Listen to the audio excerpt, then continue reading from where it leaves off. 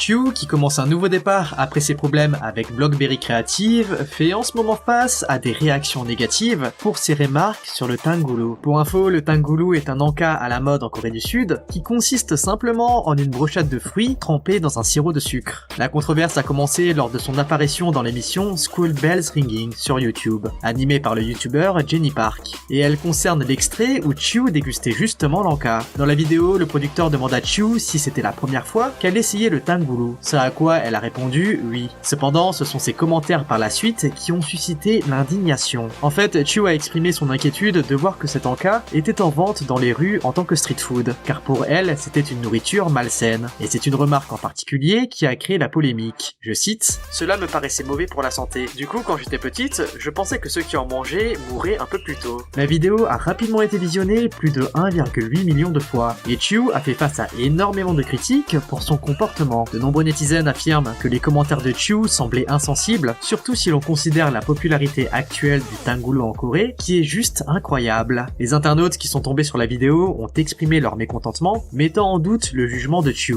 et suggérant que de telles remarques étaient inappropriées de la part d'une personne publique. En fait, le tangulu est un encas apprécié par beaucoup, et du coup, certaines personnes gagnent leur vie en les vendant. Les commentaires de Chu semblaient rabaisser ces personnes, en plus de potentiellement avoir un impact sur leur business. Mais de l'autre côté, certains ont défendu l'idole en disant qu'il est normal qu'elle s'inquiète de la nourriture vendue dans la rue, étant donné qu'ils sont exposés aux microbes et à la poussière.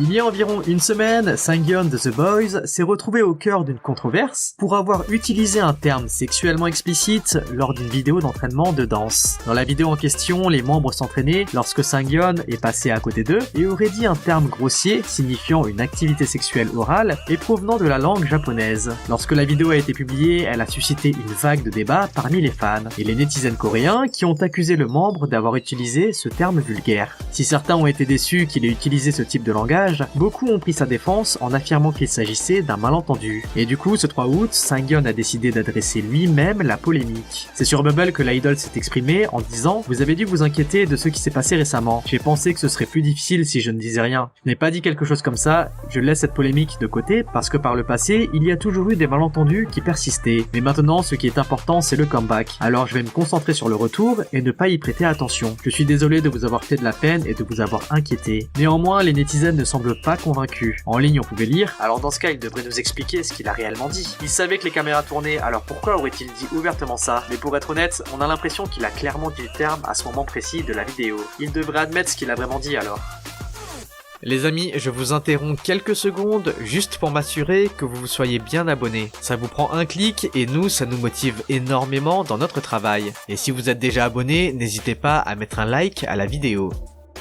De l'autre côté, c'est également EXO qui fait face à des critiques concernant une cigarette électronique. En fait, les internautes soupçonnent Dio d'avoir fumé une cigarette électronique dans la salle d'attente d'un programme musical, pendant qu'il faisait ajuster sa tenue de scène. En ligne, les netizens étaient assez préoccupés et l'affaire semblait très sérieuse. Non pas parce que Dio était un fumeur, mais parce qu'il fumait à l'intérieur, dans une salle d'attente remplie de personnel et fréquentée par de nombreux autres artistes. Certains ont fait des commentaires assez durs envers le membre en disant « Il a vraiment des mauvaises manières ». Apparemment, les salles d'attente des music shows sont désormais le lieu de rendez-vous des fumeurs. Si vous êtes une idole et un personnage public, le moins que vous puissiez faire est de ne pas fumer à l'intérieur lorsqu'il y a d'autres non-fumeurs autour de vous. Dès que la polémique a éclaté, la vidéo YouTube a été modifiée afin de supprimer la partie incriminée. À l'heure actuelle, le membre n'a toujours pas adressé la polémique, ni le label d'ailleurs.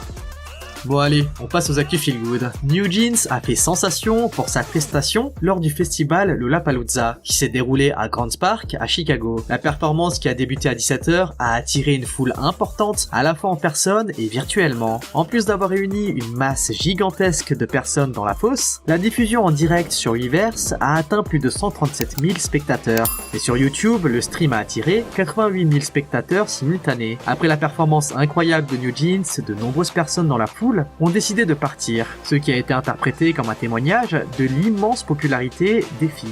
D'ailleurs, Daniel a été hyper touché par la réponse du public et a pleuré en loge après la prestation. Pour rappel, New Jeans est le premier groupe K-pop à se produire à Lollapalooza, et il s'agissait de la toute première prestation internationale du band. Mais ce n'est pas tout concernant les filles. New Jeans vient d'inscrire son nom dans l'histoire de la musique, en devenant le 4e groupe féminin depuis 2006 à classer simultanément 3 chansons dans le Hot 100 du Billboard. En plus de ça, c'est le premier groupe asiatique à accomplir cet exploit un an seulement après ses débuts. Cette réussite place les filles dans un club exclusif, auparavant occupé uniquement par The Shangri-La, En Vogue et Pussycat Dolls. L'entrée de New Jeans dans cette liste témoigne de son impact mondial et de la reconnaissance internationale pour le groupe.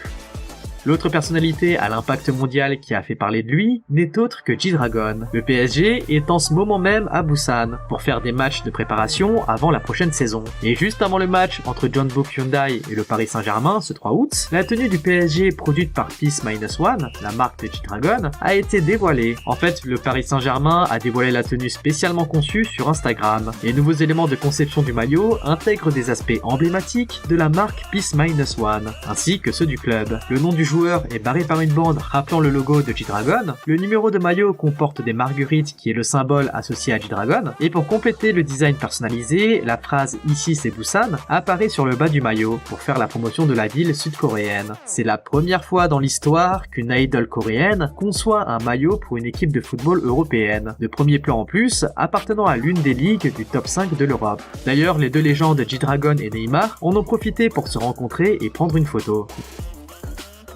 De son côté, Blackpink a récemment terminé ses concerts au Vietnam et le groupe s'est produit pour la première fois au stade Maidin de Hanoï le 29 et 30 juillet. Et Jisoo, Rosé ainsi que Jennie sont directement rentrés en Corée du Sud après la fin des concerts. À ce moment, c'est Rosé qui a attiré l'attention de tout le monde avec sa tenue à l'aéroport. En fait, il s'agissait pas du tout d'une tenue confortable pour un vol. Rosé portait un haut bleu et des peluches attachées à son jean. Et quand elle est sortie de l'aéroport, Rosé est devenue toute timide, puis a fait un mouvement de danse qui a fait rire tout le monde et surtout Jennie et Jisoo. Les fans pensent que la membre a dû perdre un pari et c'est pour ça qu'elle a dû danser en face de tout le monde comme ça.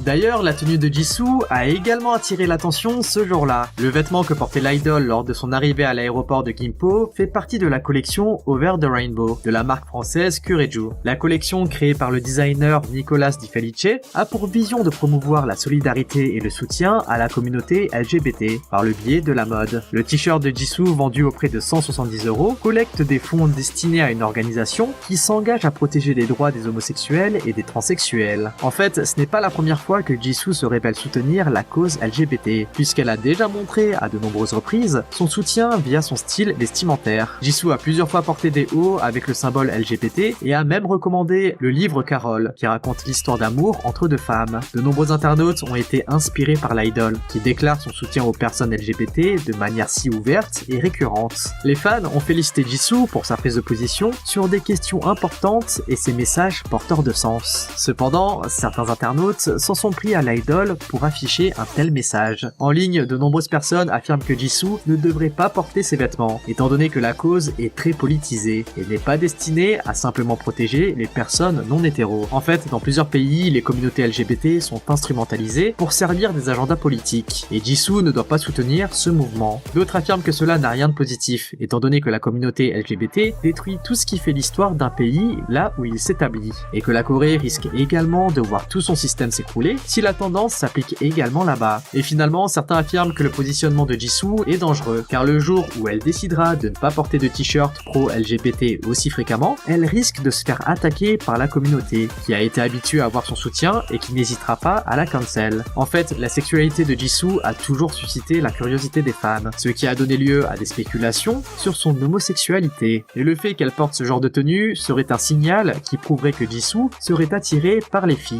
D'ailleurs, quelques rumeurs à ce sujet ont déjà été répandues par le passé. Du coup, beaucoup d'internautes ont été surpris par la récente nouvelle concernant la vie privée de Jisoo. Si vous n'avez pas été mis au courant, Dispatch ce 3 août a publié un rapport dans lequel il a révélé la vie amoureuse de l'idol. Dans son rapport, le média affirme que malgré son emploi du temps hyper chargé, la membre de Blackpink s'est rendue dans sa résidence à Yongsan en juin, en juillet et en ce début d'août. Et au début, cela semblait plutôt normal, car Jisoo s'est toujours considérée comme casanière, affirmant qu'elle aimait passer du temps chez elle après avoir été à l'étranger. Cependant, Dispatch a également révélé que l'acteur Han Bo-yeon, que vous avez pu voir en tant qu'antagoniste dans Itaewon Class aux côtés de Park Seo-joon ou encore en tant qu'amoureux de Han So-hee dans My Name, a été aperçu plusieurs fois à Yongsan. Le média affirme qu'il n'était pas difficile de remarquer la relation entre les deux, étant donné que Bo-yeon s'arrangeait pour avoir un emploi du temps qui collait aux disponibilités de Jisoo. Et le même jour, Dispatch a décidé de confronter les labels sur cette hypothèse, ce à quoi YG et FN Entertainment ont répondu qu'effectivement les deux avaient une relation amoureuse. chose. Depuis, c'est tout l'univers de l'entertainment coréen qui a été secoué, étant donné que la relation survient de nulle part, sans aucun indice préalable par le passé. Malgré la différence d'âge de 7 ans qui semble élevée, Boyeon et Jisoo sont connus pour avoir beaucoup de choses en commun, étant tous les deux impliqués dans la musique, l'acting et la mode. La majorité des netizens semblent soutenir le couple, et en ligne, on pouvait lire beaucoup de messages d'encouragement et de félicitations, tels que « Ils sont superbes ensemble, je les soutiens. Jisoo a attrapé l'homme qu'il lui fallait. J'aime vraiment voir qu'ils ont été honnêtes et qu'ils ont avoué leur relation. J'aime le fait qu'ils se soient ouverts sur leur relation alors qu'il y a tant de gens qui nient leur relation et ne disent rien. Je me demande si le côté de Jisoo a admis la relation puisque son contrat avec YG est presque terminé. » Et justement, certains netizens pensent que le leak serait du fait de la YG. Le contrat des filles est sur le point de se terminer. Pour être précis, les membres ne seront plus tenus par un contrat à partir de ce 8 août. Et certains netizens affirment que ce serait le label qui aurait vendu des infos juste avant la fin de contrat afin que la valeur de Jisoo baisse et que la signature soit plus facile, cas de figure qui est déjà arrivé par le passé.